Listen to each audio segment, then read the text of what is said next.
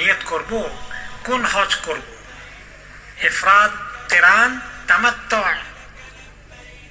ইফরাদ হলো শুধু একলা হজে নিয়ত করা, যেখানে কোনো উমরা থাকবে না। কিরান হচ্ছে উমরা এবং হজ একসঙ্গে করা হবে, মাঝখানে কোনো ভাঙতি নাই, ব্রেক নাই।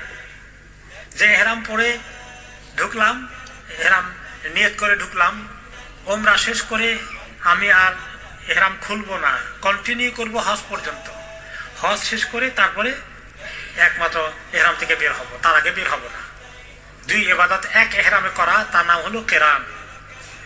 আর তামাত্তু হচ্ছে প্রথমে গিয়ে হজ উমরা করে, উমরার কাজ শেষ, আমি এহরাম থেকে বেরিয়ে গেলাম, নর্মাল ড্রেসে থাকলাম, 3 দিন থাকি আর 10 দিন থাকি, 1 সপ্তাহ থাকি, 2 সপ্তাহ থাকি, তারপরে আবার হজের আখ্যান দিয়ে 7 তারিখে রাত্রে বা 8 তারিখে সকালে নতুন করে আবার হজের এহরাম করব। 2 বার এহরাম করা হলো, এটা নাম হলো তামাত্তু।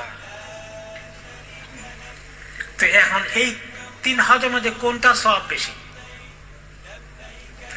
এইটা সওয়াব নিয়ে ইমামদের মধ্যে অনেক আলোচনা হয়েছে। কোন ইমাম বলেছেন ইফরাদের সওয়াব বেশি, কোন ইমাম বলেছেন কিরানের সওয়াব বেশি, কোন ইমাম বলেছেন তামাত্তুর মধ্যে সওয়াব বেশি।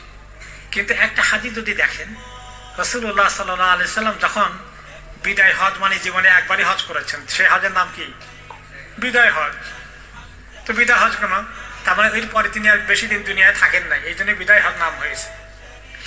তো তিনি যখন এসেছিলেন, ওনার সাথে লক্ষাধিক সাহাবী এসেছিলেন, 1 লক্ষের বেশি।